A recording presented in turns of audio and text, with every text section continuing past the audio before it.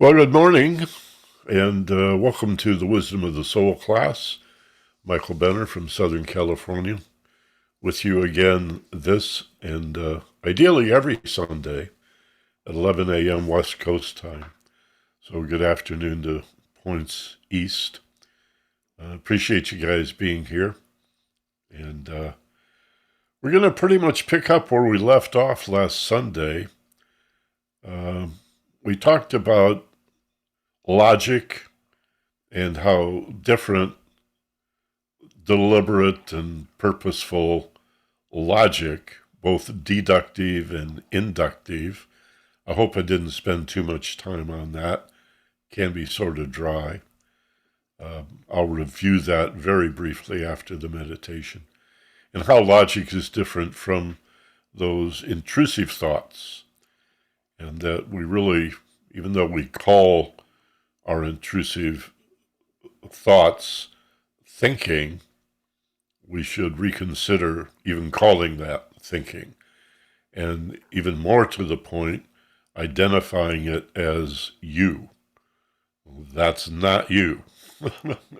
That's just garbage bubbling up from the brain. So we have to learn to distinguish between deliberate, purposeful thinking, applying our cognition, our ideation, that's a great word. Plato used that a lot. From intrusive thinking. And then today I want to talk about intuition, which is a form of intelligence that's really more emotional than it is mental. And very valuable because it's the voice of our conscience, our values, and our ethics. As I said in the newsletter, our conscience speaks to us through intuition, but just beyond good ideas and little revelations and epiphanies, beyond the right and wrong of the so-called conscience, spelled like science, con-science. So one aspect of consciousness is our conscience. But this is also known as a gut feeling. Today we'll talk about how intuition is different from instinct. And it's called the still small voice and the voice of the soul. So if we're going to do a whole series here called The Wisdom of the Soul, we're going to have to learn to listen to its voice. And it's not logical, and it's not intrusive. It is intuition, and it's not instinct. Intuition and instinct are both gut feelings, so-called, but we'll sort all of that out. Remember, study of the mind is one of the cornerstones of all of this work. You have to understand how the mind works. And sort of like learning to drive a car or fly an airplane or skateboard. These are devices, instruments, vehicles that we use, but you're not the car you drive. You're not the motorcycle or the skateboard. And so we are not our thoughts. And that's really what we're leading up to. So let's do our opening meditation, and then we'll talk a little more today about gut feelings, intuition, and instinct, and some of the differences and the values of both. Okay? So thanks again for being here. Get comfortable in your chairs. Sit up. Shoulders back. You want to be erect but not rigid. Balanced is the way I like to think about it. So think of yourself as balanced as you close your eyes. And let your shoulders fall back to open up your rib cage. You may want to lift your chin a very little bit just to feel balanced. Head above the shoulders, above the pelvis. And begin by feeling the chair supporting you and the floor beneath your feet. Become aware of yourself in your body as you begin to relax, to let go, to be present in the moment, to welcome in whatever you feel, physically, emotionally, in the body, whether it's pleasant and pleasurable or uncomfortable or even painful. Welcome it in to be present. Pain and discomfort is always increased by resistance. It's a very important concept. And diminished by letting go and allowing, again, whether it's physical pain or emotional pain, let it in, let it come to you. Again, it's just a symptom of something going on, physically or emotionally. The brain's trying to get your attention. Address that discomfort, and it will diminish. And feel the letting go. And take a few nice, slow, deep breaths. Inhaling through the nose, you pull in strength and power. Hold for just a moment as you peak. And then through the nose or the mouth, exhale just as slowly. And feel the letting go. All the way out, all the way out. And then do that a couple of more times. Nice, slow, deep breathing. And feel the softening as you exhale. Muscles relaxing and unwinding. Feel the letting go.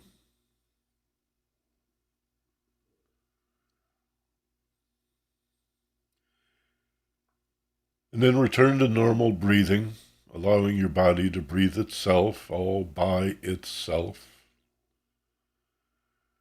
And watch your breathing from the bottom of your nose. The tip of your nose may be a point on the ridge of cartilage, separating the nostrils, maybe just inside the rim of the nostrils. Find a comfortable place for your attention to settle. And observe your body breathing itself.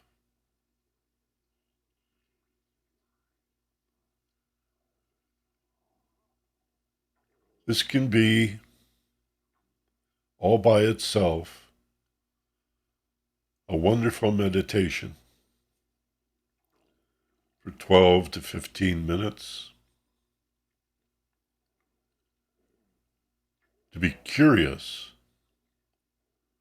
about all aspects of breath. To find it fascinating that your body breathes itself when we allow it to. And perhaps most importantly, you identify as the observer. You're not the breather.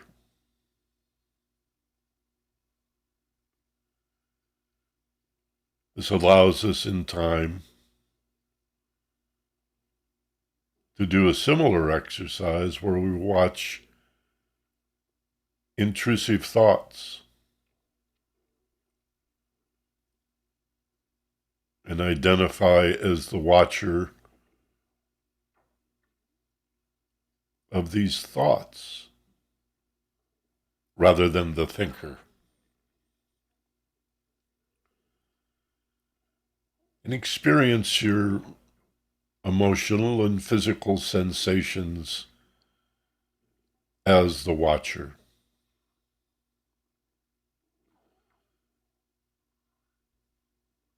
a human being in a body, but much more than the body. You're the witness, the watcher, the observer, the awareness, the consciousness.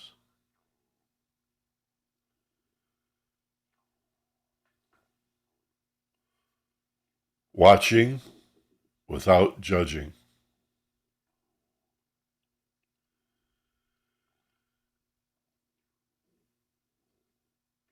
And again, our goal is, in this type of meditation known as Vipassana, our goal is not to concentrate, but to become ever more aware. So when your attention drifts,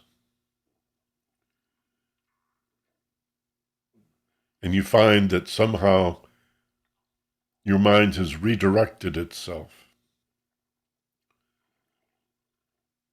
that you've been distracted, almost seduced by the petitioning of the unconscious mind to think about anything other than watching the breath. You don't see it as a failure. You don't admonish yourself. You don't go, oh no, I'm so frustrated, I can't meditate, I'm distracted. Instead, with Vipassana, you say, of course. Of course my mind has drifted and pulled me off in this direction or that. That's what it does. Check to see if there's any relevance. A very small chance it may be important. But in the likelihood that it's not, let it go. Like you're training a puppy. And bring your awareness gently back to watching the rise and fall, the ebb and flow of your body breathing itself.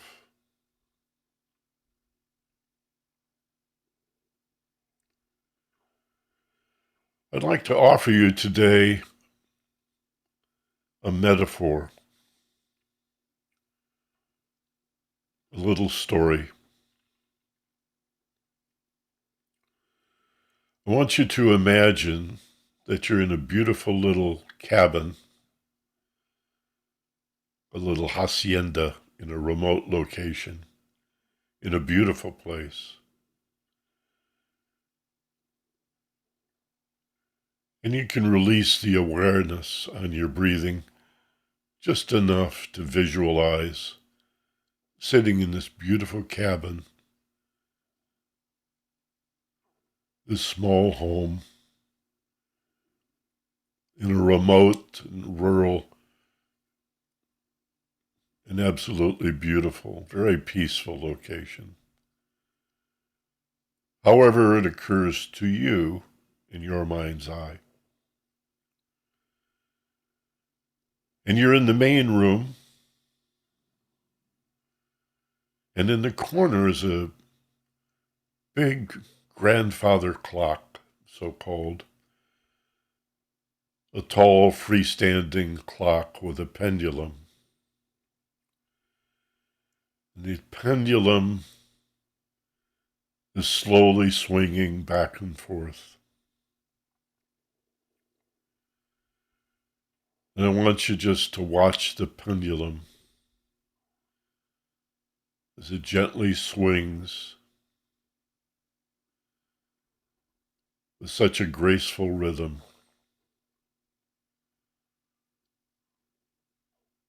An even measure to and fro. Outside, you notice through the big window, the storm clouds are gathering. And the trees begin to sway as the wind picks up.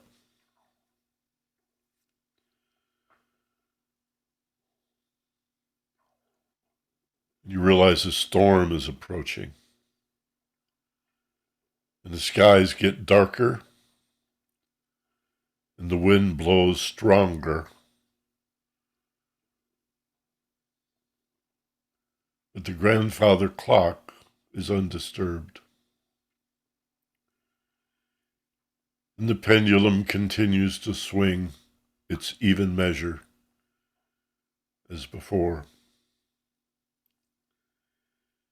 And now the rain begins, growing stronger with each passing minute, and the skies get very dark. And you hear thunder in the distance, and soon the thunder grows louder, and you see lightning flashes,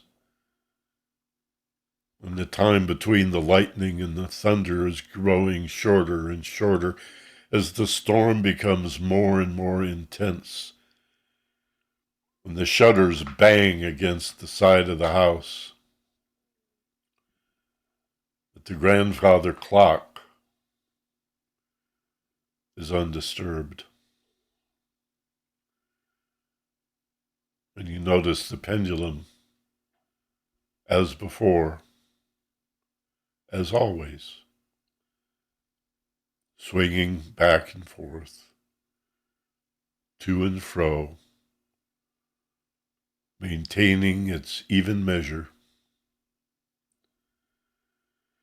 maintaining its equanimity,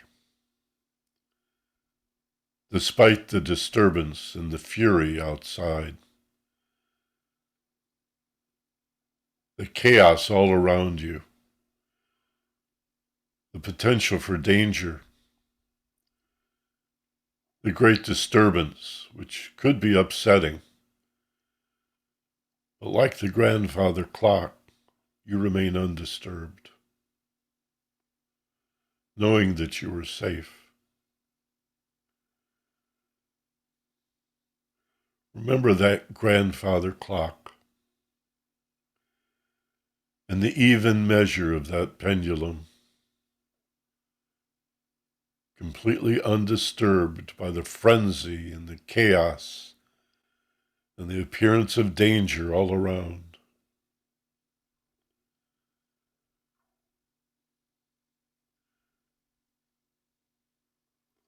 We aspire to this level of equanimity, to be balanced, level-headed, even-tempered in our daily life and affairs, despite the chaos, the frenzy, the disturbance all around us.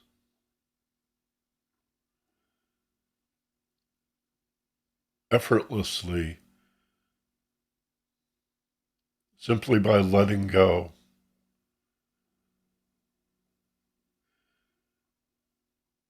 And sitting in the present moment, we can develop this balance, this equanimity, though others around us may be very upset and somewhat threatening, or your life in some way seems so uncomfortable and threatening, so disturbing and challenging.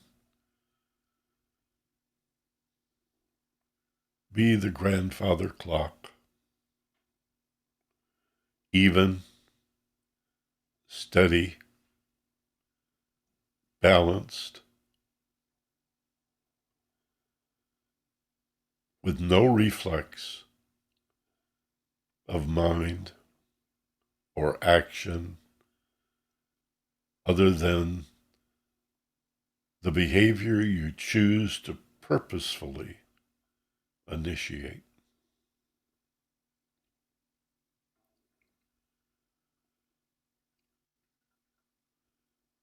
Equanimity and acceptance are a relaxation skill.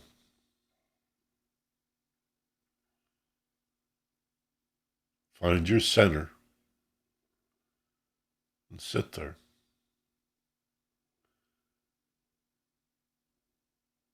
No matter how disturbing the outer world may seem. For this opens us to great wisdom, insight, and understanding. It allows us to use our intention to focus our attention on our perception and the responses we consciously initiate.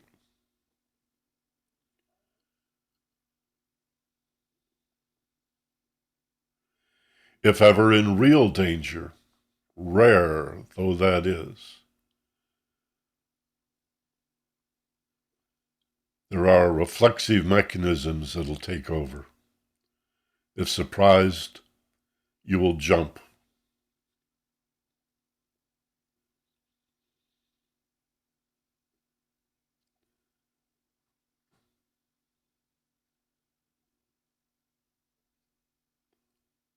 But reflexive reactions are not a place to live. You're just not in any real danger.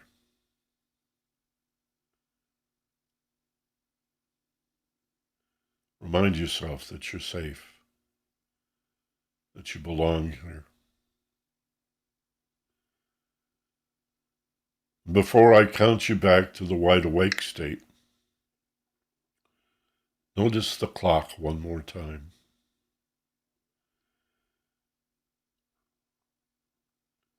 And though outside the storm may be moving on, perhaps it has exhausted itself and moved on, and the sunny day that was always there above the clouds reestablishes itself. And yet, regardless, the pendulum of the grandfather clock swings so smoothly, almost gracefully, undisturbed by the world around it. This is equanimity. It's a choice we make. This is peace, a state of expanded awareness, offering profound insight and understanding without fail.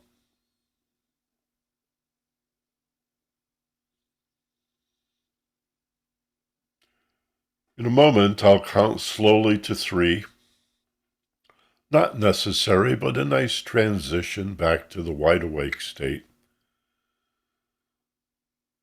So 1 is simply forming the intention to return to the wide awake state with a full memory of the exercise, telling yourself it'll be easy to remember and understand and apply in your life. Number 2, floating up like a scuba diver toward the surface of the water, like in the basket of a hot air balloon, slowly floating, slowly floating up. 3, his eyes open, wide awake, having slowly floated up. Excuse me, I crack myself up sometimes. Wide awake, back in the room, feeling fine. Take a breath, big breath. And maybe a stretch, like you're waking up in the morning. Welcome back.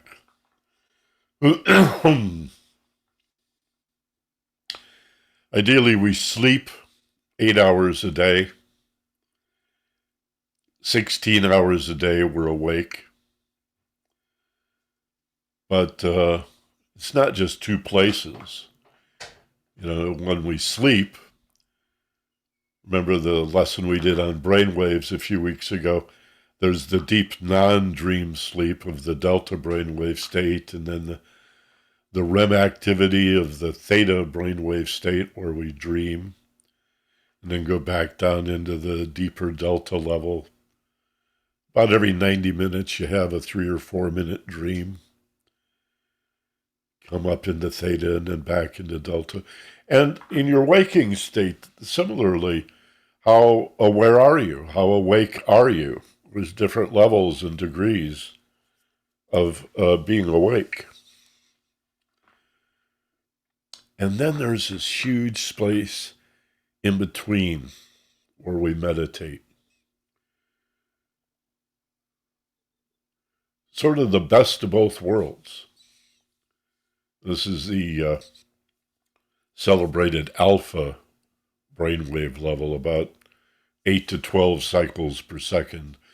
It's that wonderful feeling you get when you meditate, of the mind slowing down. And those ideas that petition you for attention are probably still there, but they're just a little less frenetic, they're a little more chilled out, slower, quieter. And the gaps between those thoughts perhaps dilates a little bit. The period lengthens between the various points at which the mind attempts to drag you off and think about other things. A lot of it's survival-based stuff. Food, paying bills, running errands, all of that crazy stuff. Meditation is so, so important. That's why we open each of these classes.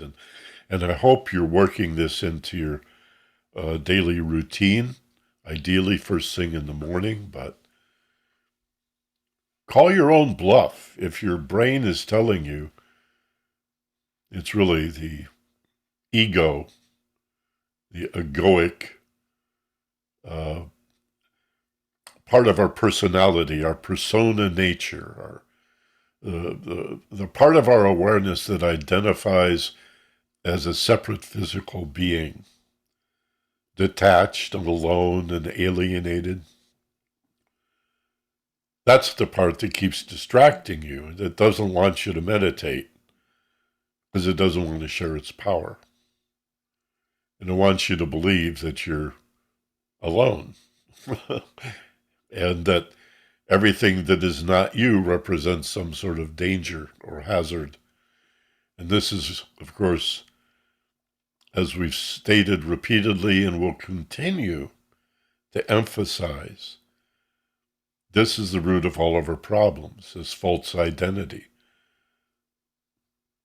Believing so strongly in materialism, in the appearance of things, that we buy into, what's the saying? Two physical objects cannot occupy the same space at the same time. But again, if you zoom in on a molecular or subatomic level, you see there are no edges. There's no point, clearly defined line that separates the edge of your body from the air around you. They're just clouds of particles. Energy, really. And if we think of ourselves as energy, and think about what you know about magnetic fields of energy, it's easier to understand that the universe is one enormous ocean of energy. Einstein again put the equal sign between energy and mass. They are equivalents. E equals mc squared. Everything is ultimately energy. The material stuff is impermanent. It all goes away. Nothing lasts. The energy is substantial. It is permanent. It is eternal and infinite. There are principles, laws of physics like entropy that says the energy changes form. It degrades ultimately to heat. It exists as light on many, many frequencies, huge scale of frequencies, but it's energy. And what is spirituality and organized religion but references to us as spiritual beings? Spirit's just another word for energy. And so as energy, nothing is separate from anything. That makes all the difference in the world. If nothing is separate, then everyone you meet is part of one thing. And you are in them and they are in you. That's the greeting, Namaste. It says, in spite of the appearance of separation, we're just a big cloud of energy, a universal cloud of energy, an ocean. And like the ocean, there are separate waves. Waves individuate themselves. And there are currents and riptides and the ebb and flow of the major tides, according to the effect of the moon. And there are even rivers that run at various depths through the ocean. And yet there's nothing about the ocean that is not in the cloud or the raindrop or the mountain lake or the stream babbling down the hillside or the broad river. They all have an ocean body. They're all part of one thing. So are us. So are we. There is no separation. It's an illusion.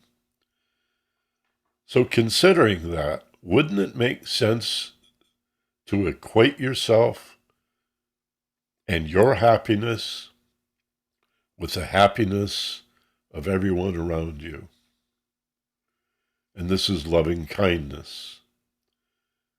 This is metta. I think I've only mentioned this word or this concept one other time so far. Metta, M-E-T-T-A, metta, is an ancient Sanskrit word that translates roughly loving kindness. If you knew that everyone you meet, the people you really like, the people you absolutely love, the people you do not like, and even your enemy, though don't expect them to understand what we're talking about here today. If we're all one, though in terms of physical appearance, in a world of separated forms, apparently separated, but as energy, just one huge cloud, then wouldn't you want others to be happy too? That's what love is. It's wanting others to be happy. And many people who are deeply and profoundly in love, especially romantically in love, care more for those they love and more for their happiness than our own.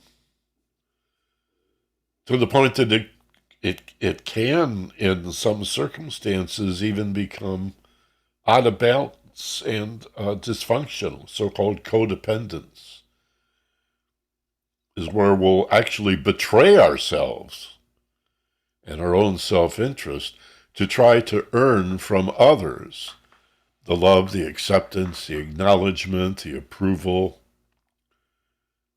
that we're resistant to supplying for ourselves. And it's called codependent because the people who we seek out quite magically and magnetically tend to enter that unspoken agreement, and they're doing the same thing. They want from you what they're unable to get, and figure, it's like, I'll love you if you love me. We're both we're both lonely and empty and devoid of love, but I'll love you. Can't love myself, don't even know what that means. Don't know how to do that or why I should.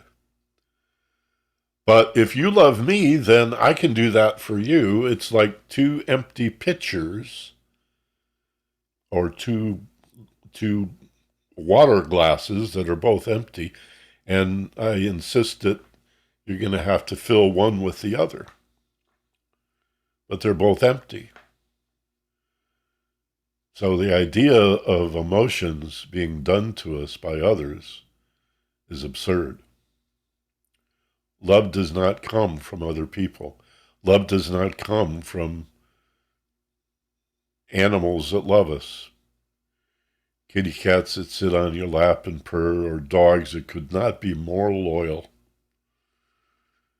The love you feel is your love coming from you. Someone says they love you, and hearing that causes you to feel love, is because you're letting go of the fear that you're unlovable. And the love you feel is the only love there is. That divine love, capital L love, that is life itself, coming through you. All love comes through you and out into the world. And if you radiate that, you emanate that, you give it away as loving kindness, even loving your enemy, you may need to stand back if, if they're truly dangerous. Watch your back. Not subject yourself to abusive behavior, but you can still love your enemy if it comes from a place of compassion.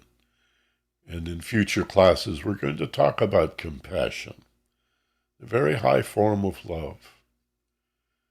And it's difficult initially to get your head around. Why should I love my enemy? Why should I love somebody that doesn't love me? What's the benefit of loving on that level, of forgiving, of being compassionate, and seeking with that compassion to recognize their suffering? We'll talk more about that. But to take responsibility for your emotional feelings as responses to what's happening around you is the point of all of this. Now, thinking about your emotions as a way of understanding them, I'll bet you've noticed, doesn't really work.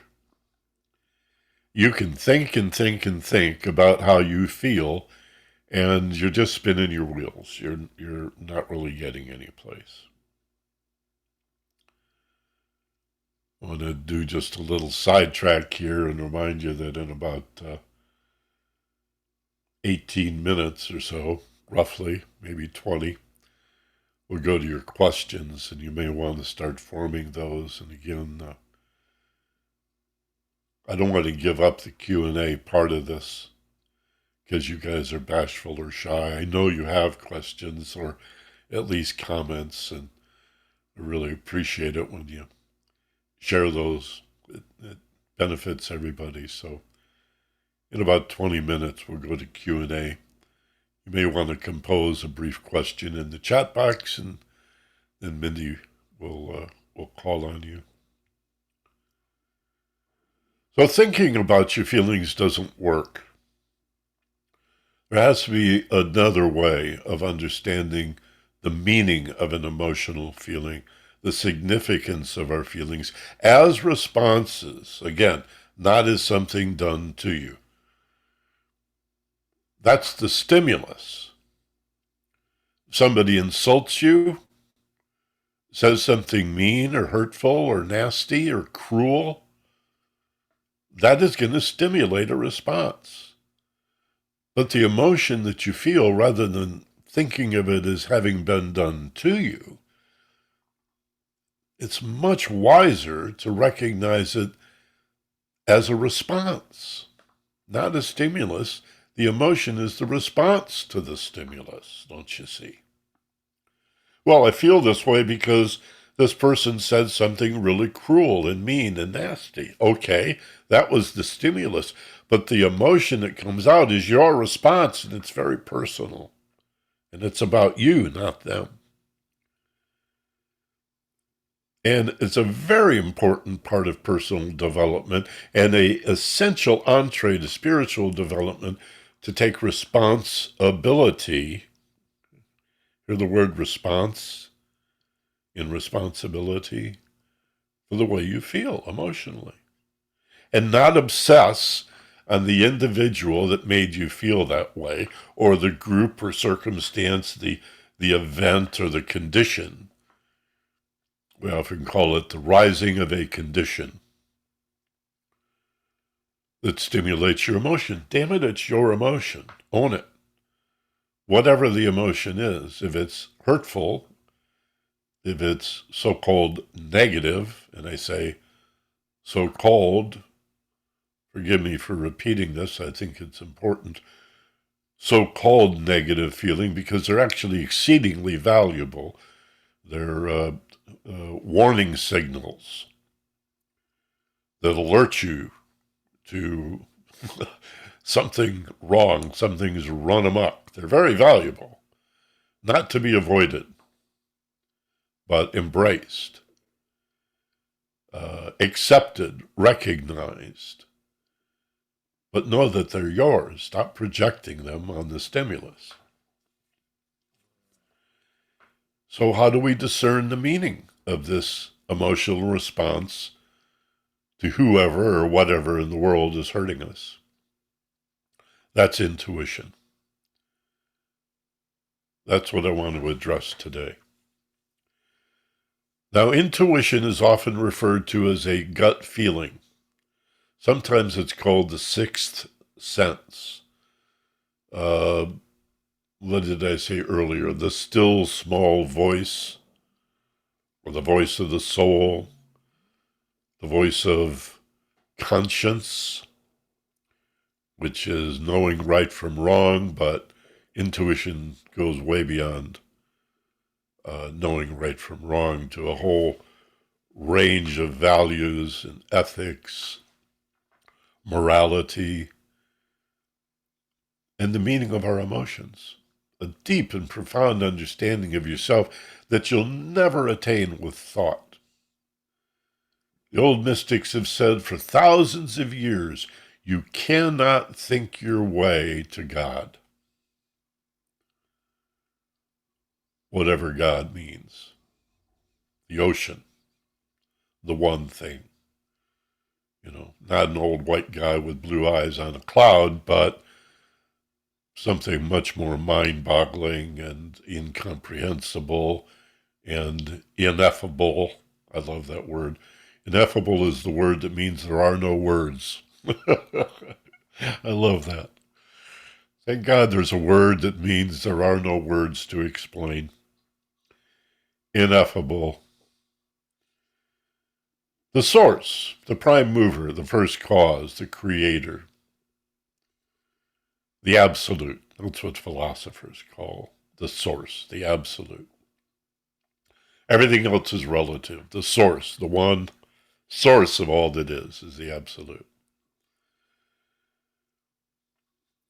The only approach to understanding this Godhead, there's another word for it, is through emotions. Emotions are the portal to spirituality. So we have to own the feeling. We have to understand the nature of our emotional feelings. We have to find them in our body and address them and translate them into something meaningful. That's what intuition is. Now, there's another gut feeling called instinct that we should not confuse intuition with instinct. I want you to think of a bar magnet running from the heart chakra to the base of the spine, the root chakra. So that's 4 chakras. You have the root, the sacral, the solar plexus, and the heart. Solar plexus is your belly. The sacral is below your belly, sort of your abdomen.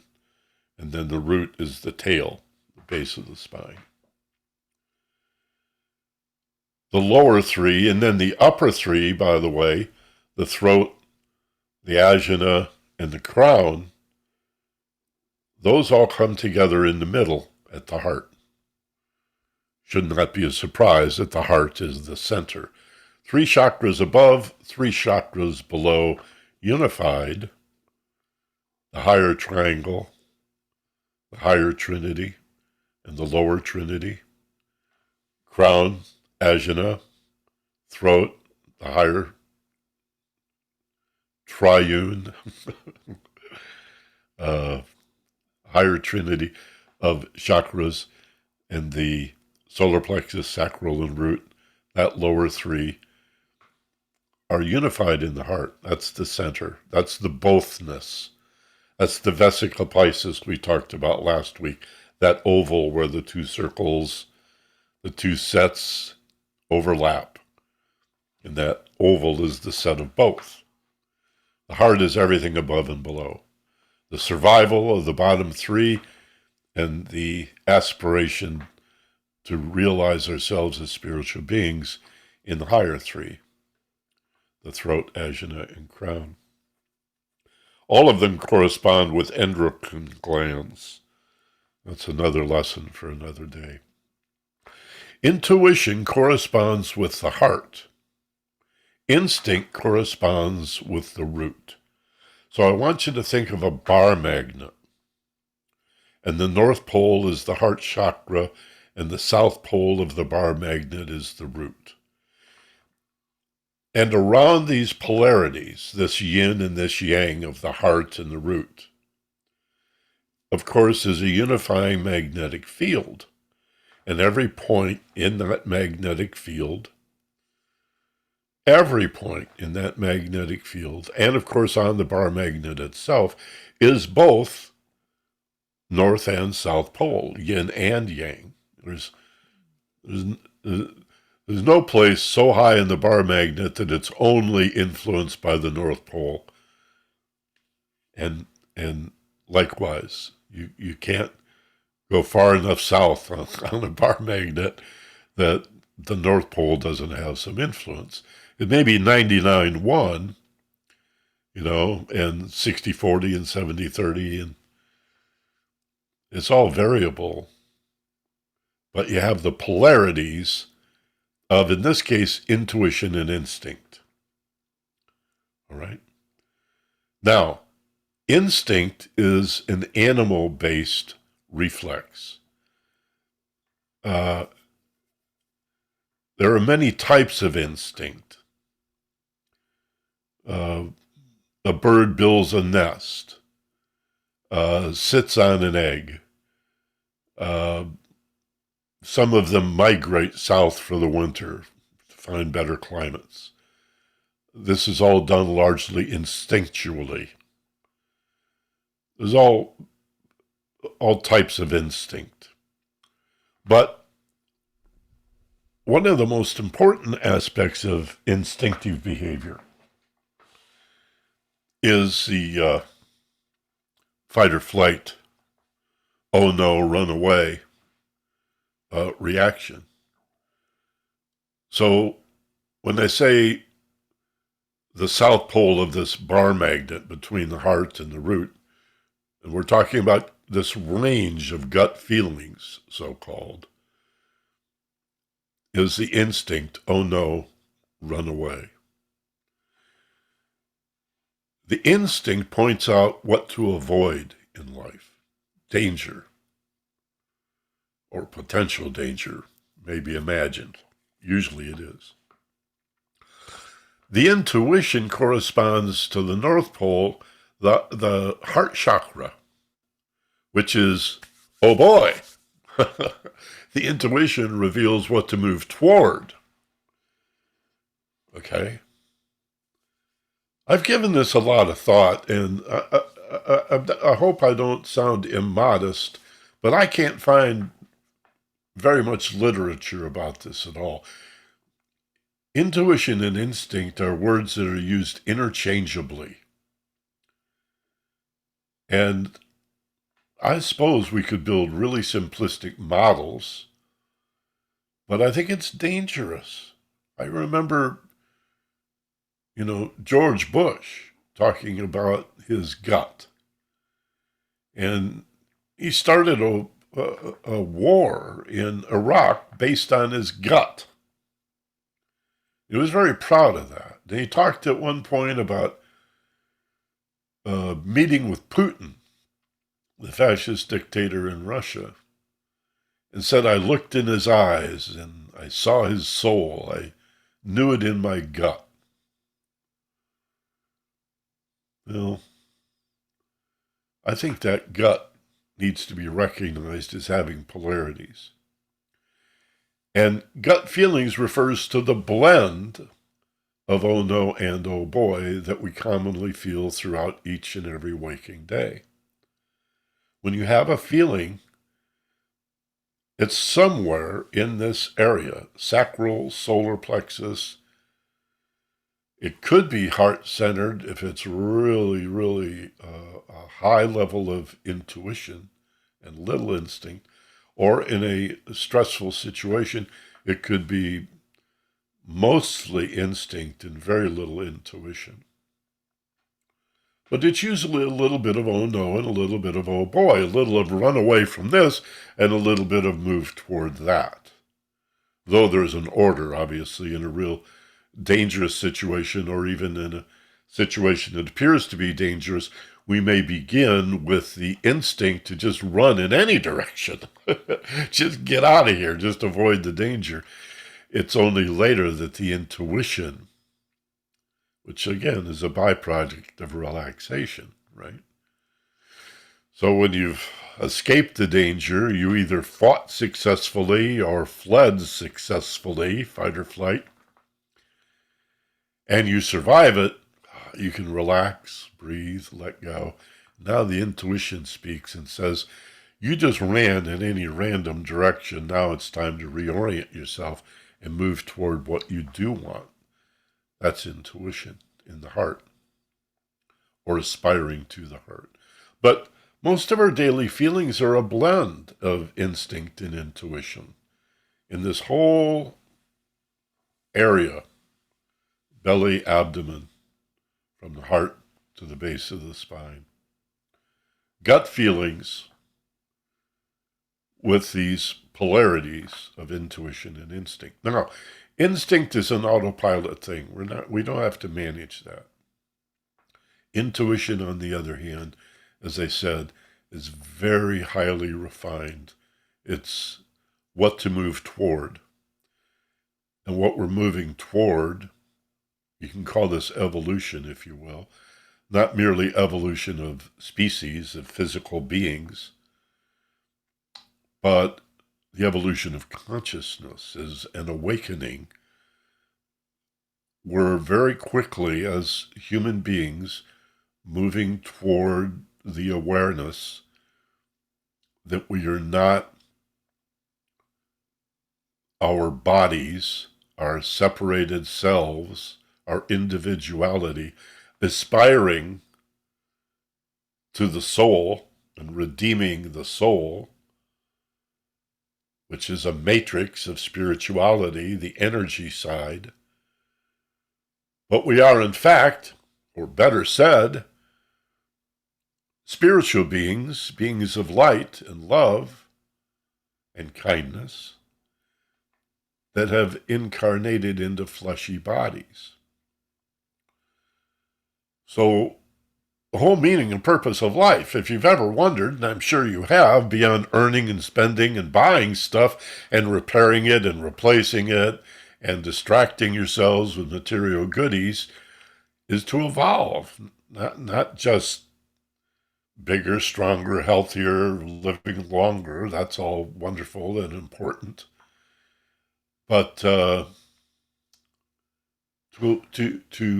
in terms of our consciousness, our awareness, to evolve to a better understanding of who we are and what we're for, which of course is service to other people, who ultimately are you. Again, allegories abound. I love the idea of white light from a star going through a prism and breaking into, because each color is a different frequency, the prism bends the light, and you open that beautiful white light into this rainbow of infinite colors. 7 usually, but there's all the permutations and combinations and variations of those colors, all of which are bound up in that white light. So, again, the Godhead, the source, the absolute, manifests itself, incarnates itself as multiplicity, as all these human beings, and all these animals, and all these plants, and arguably the rocks, and the metals, and the gases, and the soil of the mineral kingdom. It too is conscious on a very primal level.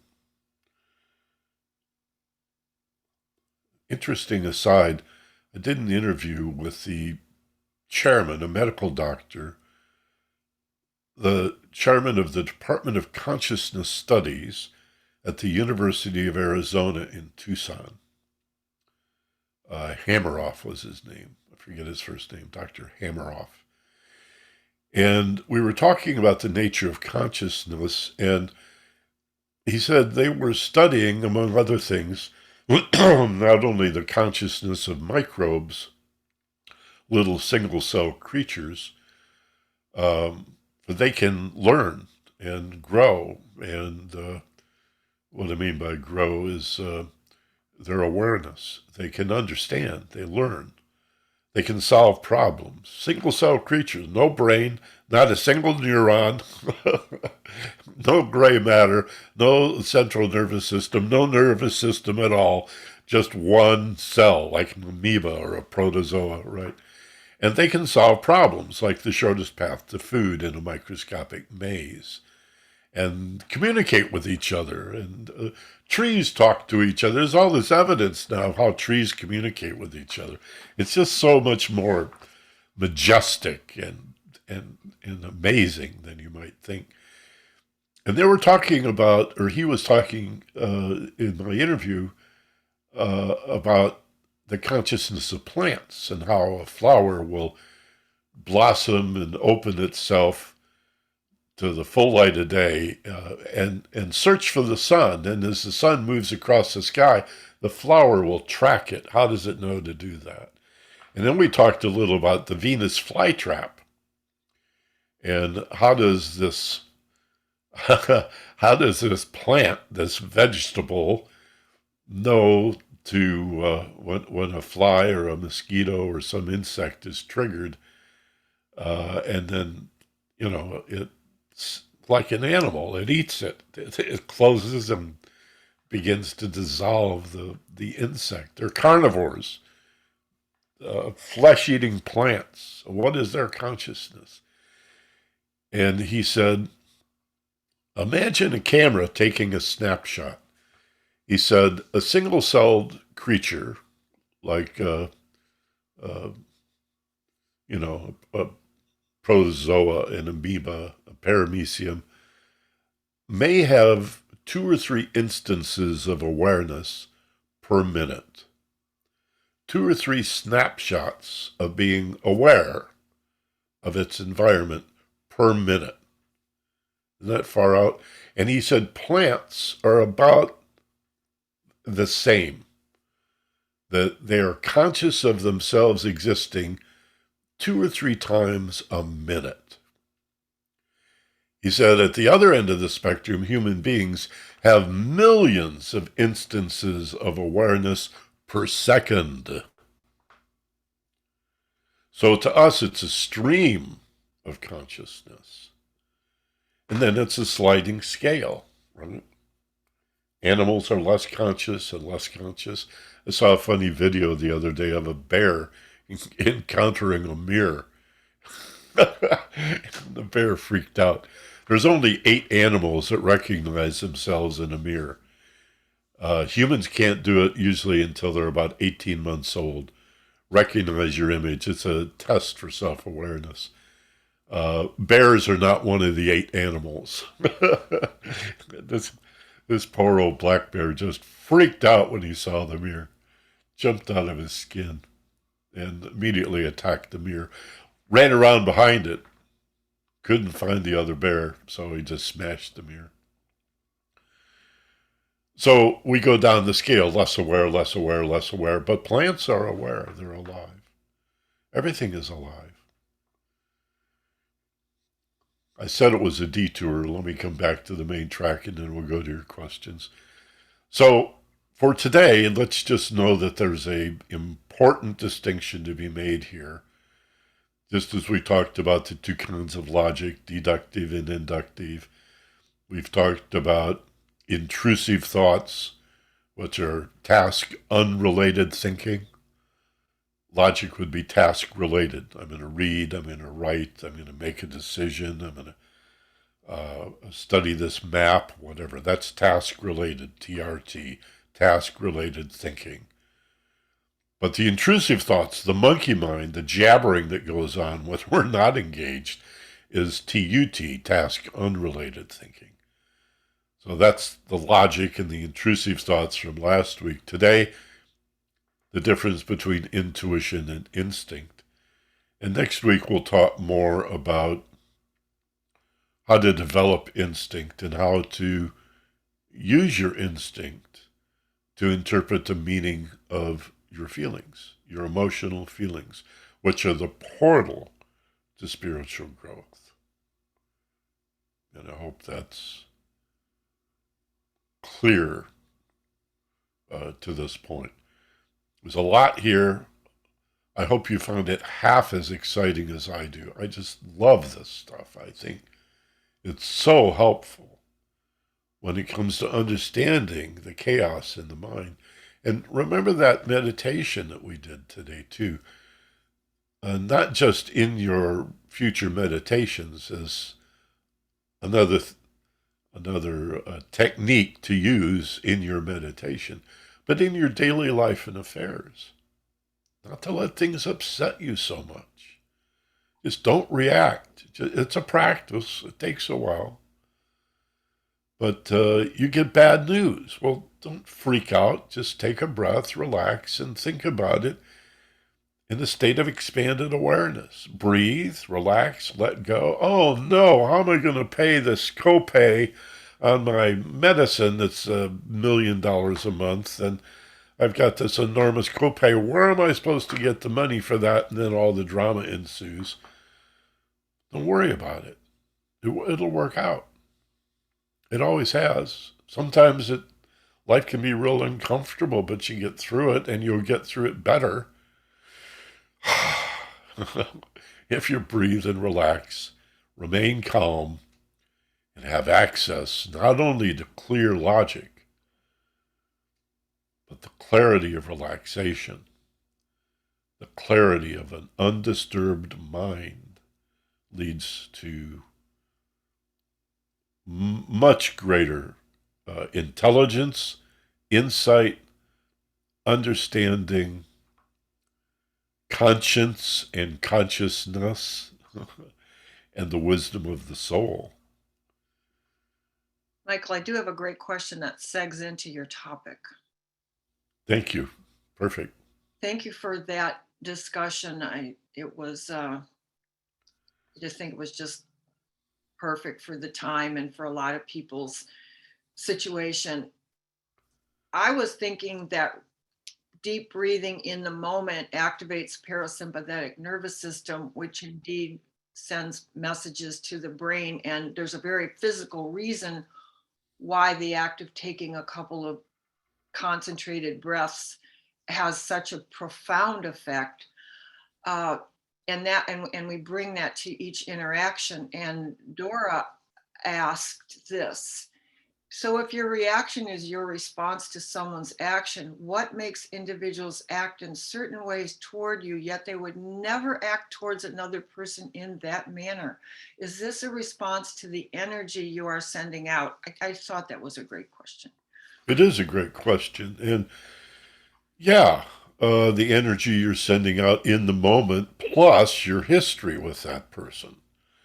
And that's where it gets complicated. Let's not overlook that the history may be 5 minutes, you just met them, maybe 5 days, 5 months, 5 years, or a lifetime.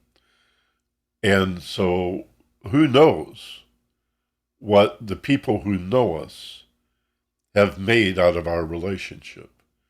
And how often do we reflect on the assumptions that we've made and then forgotten about? Not all of them. I'm sure there are. As I look at my relationships now, the people in my family, my closest friends, and people who I know and know pretty well but don't see regularly, I guess we all make assumptions about these people based on our history with them. So there's certainly that phenomena we call triggering, where someone will say or do something, or maybe it's their failure to to say or do what we wanted them to say or do. But let's keep it simple. They say something that we take in a completely different direction than they intended, because we're not mind readers. We only know what they said, or the gesture that went along with it, or their body language, or the context or circumstance that we're in. But it's triggering something very personal in us that may be completely unrelated, but similar. Like, gosh, I haven't felt like that since I was a little kid. And now I'm feeling like a hurt child. And of course, I'm going to blame the person that triggered me to feel like a hurt child for making me feel like a hurt child, though I'm not making that connection consciously. In the unconscious, it's been made, and the trigger goes off. And so we shout at that person, "You're not my mother. Don't talk to me that way. You're not. Who do you think you are, my father?" Completely unaware that they touched a button. They yanked my cord. They triggered something from my past. Just a little insight into how complex emotions can be.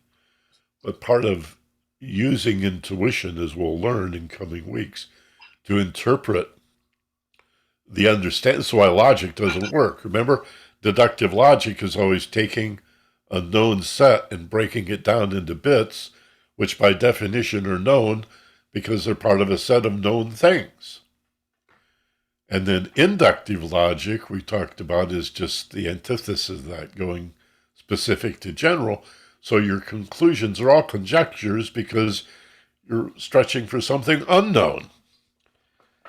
Logic just doesn't work when it comes to emotions. There's just not much you can learn about your emotional feeling. Again, you could use logic to discern some insight or understanding of the person that hurt you. That's easy. We all do that. That's called judgment, and we presume we know their intention.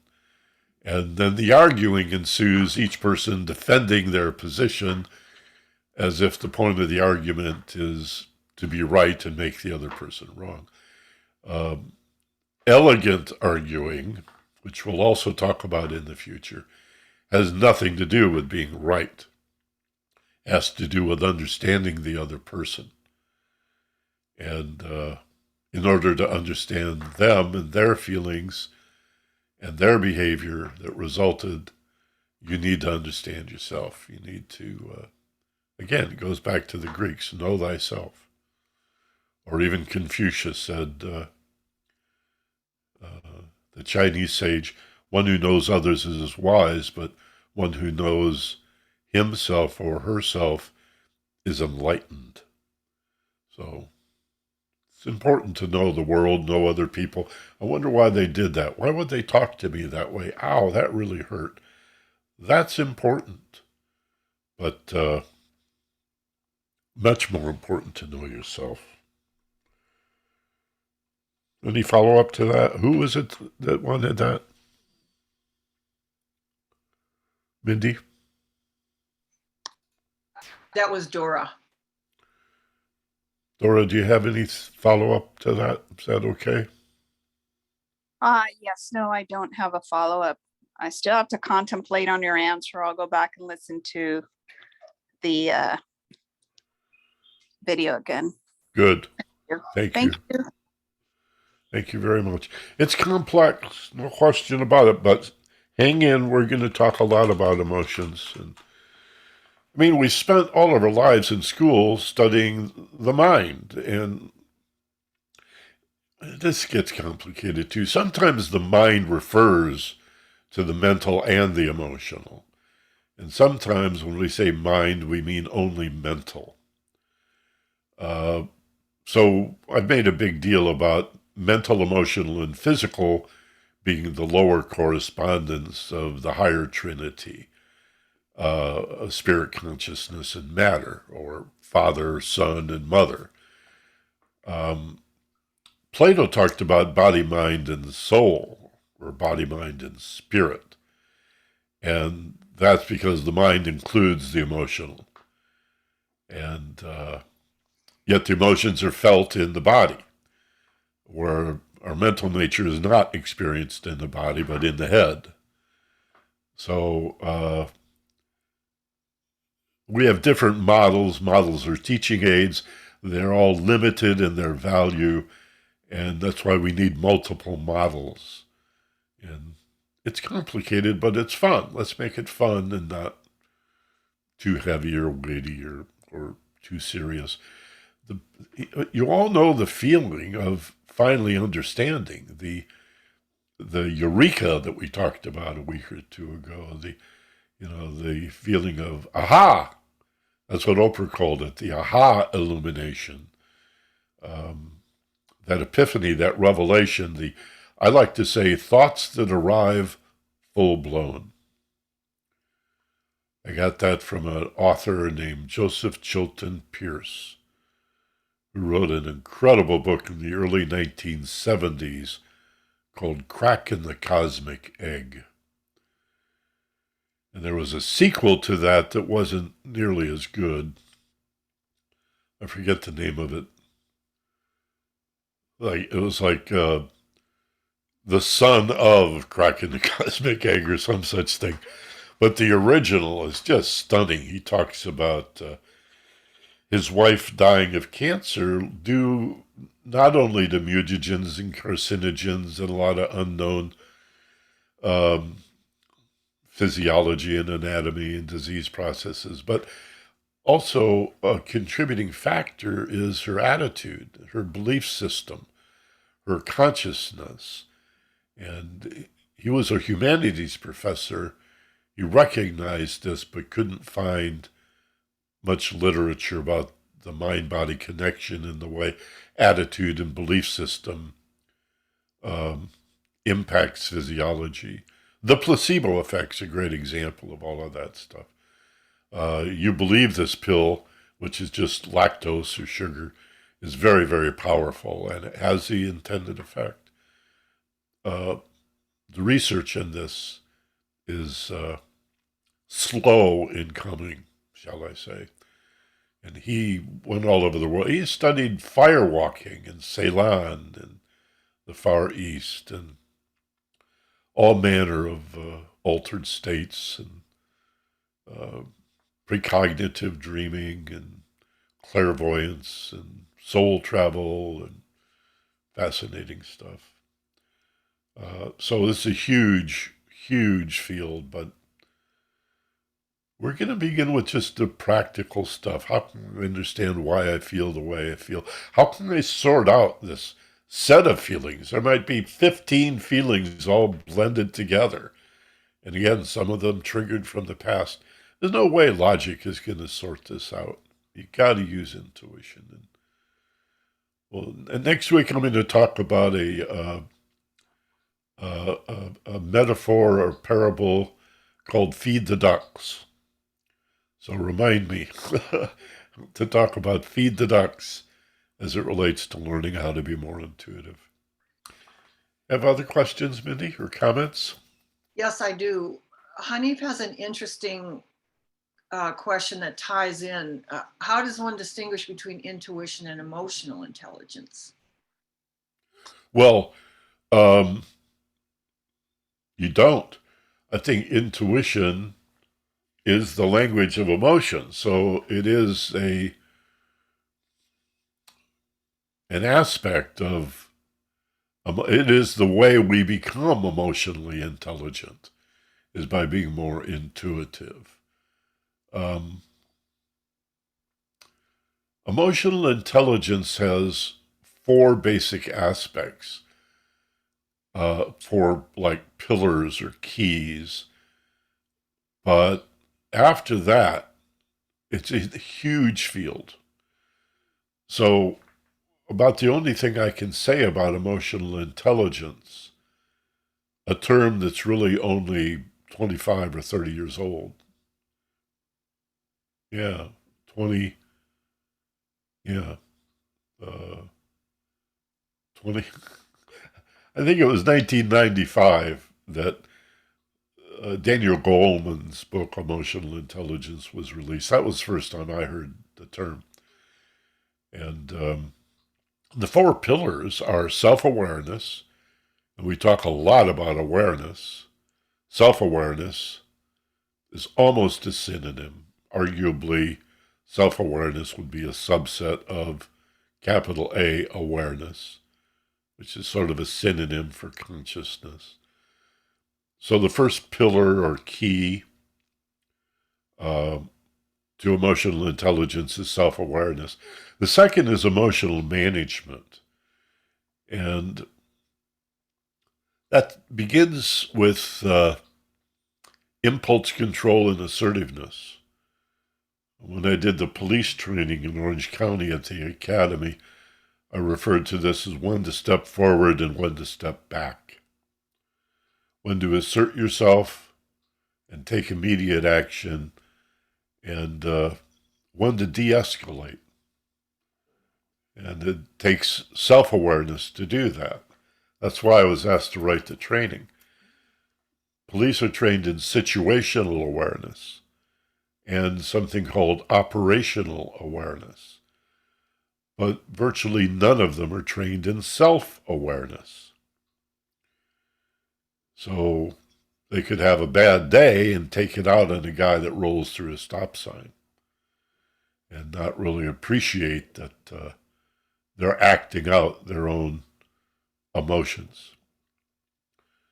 So impulse control and assertiveness is part of emotional management. Another way of talking about that, as we have in the past, is opening the space between stimulus and response so that you pause a bit and do a little reconnoitering before you just react reflexively and behave in regrettable ways because I felt like it. And then we do our thinking later. So instead of thinking driven by emotion, creating action, it's the emotion leads to action. And then afterwards is, that's when you think about it. You rationalize or defend. And we do both. And it's too late by that time. You're already messed it up.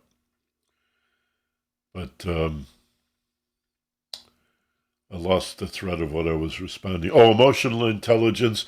The third aspect, the first two are intrapersonal, self-awareness and emotional management. The next two, 3 and 4, are interpersonal. They have to do with relationships. The third is empathy, and the fourth is social management, leadership, relationship management. Empathy and relationship management are 3 and 4. Self-awareness, emotional management, empathy, and social management or relationship management. To go beyond that, there's books and books and books, and if you're see, what was the question that Hanif asked? How is emotional intelligence related to intuition? Is that the question? Right. How does one distinguish? Yeah. The intuition is the language of emotional intelligence. It's how we know in a non-logical, non-mental way, because intuition is more emotional in nature. It's a feeling. That aha, that, oh my God, I just realized. I know what you know that feeling. We all know that feeling. And it arrives with a visceral rush. You're in your body. You feel, oh my God, that's obviously it. That's what I was looking for.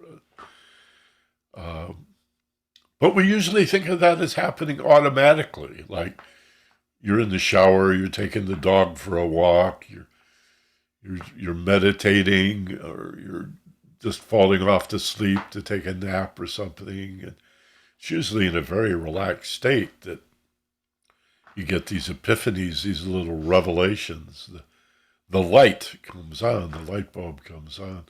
But we can learn to do it on demand. That's emotional intelligence. That's where we're headed with this very quickly, very quickly. Okay, does that make sense? It does. And it reminds me that situations I've been in that are what you're referring to, thinking gets me so far, but what seems to have catapulted me ahead is actually the meditative practice that you're teaching. If you could comment on the importance of just somehow trusting that the meditative practice is a large part of the answer. Yeah, well, again, the main job of thoughts is survival, right? That's what we think about, is we have these compulsions and memories. The compulsions are the compulsions to survive, to avoid danger, to eat food, to procreate or sex for pleasure, to have shelter, to create strong bonds in family relationships. These are compulsions. These are drives. And by the way, evolutionary psychologists are coming to understand that what we call the self, in the simplest psychological sense, is not a central, chairman of the board or CEO.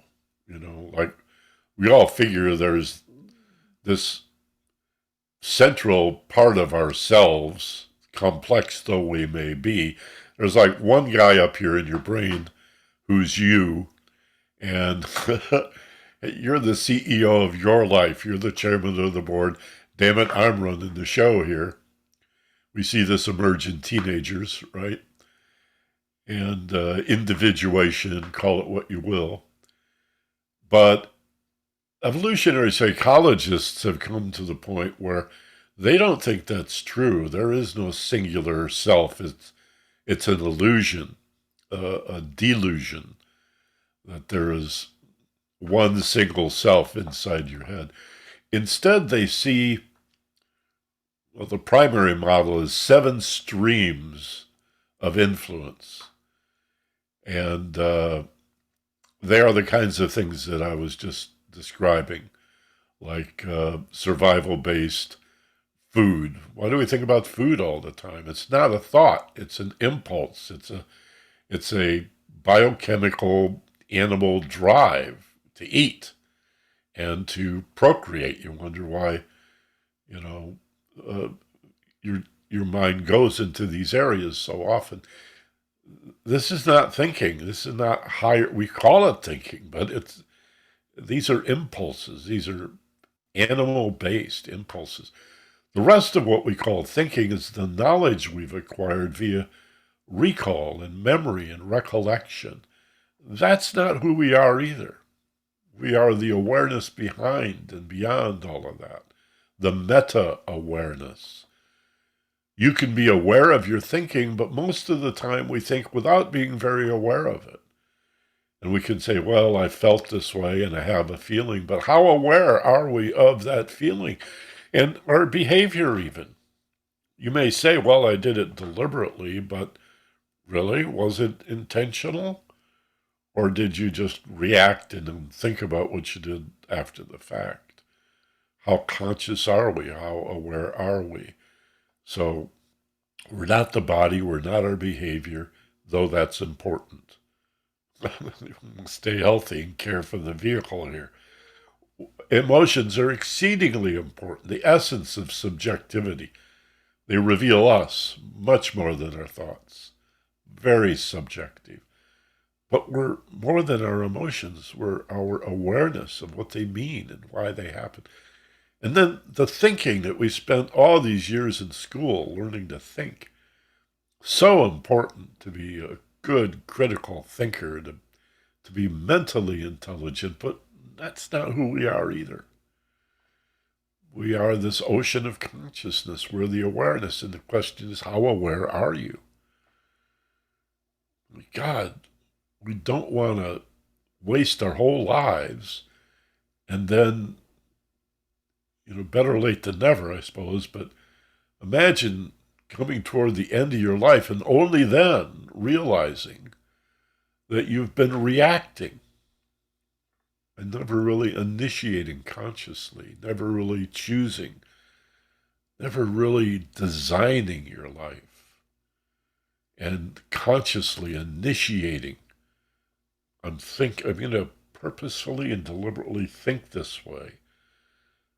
I'm going to not just change my mind, I'm going to change my emotions. I'm going to change the way I feel about that. Nobody talks about that. I changed my behavior, I changed my thinking. You can change your feelings as well. So we're pretty much out of time. Anything else, Melinda? Any other questions or comments? That's it for today. It's a lot to ponder.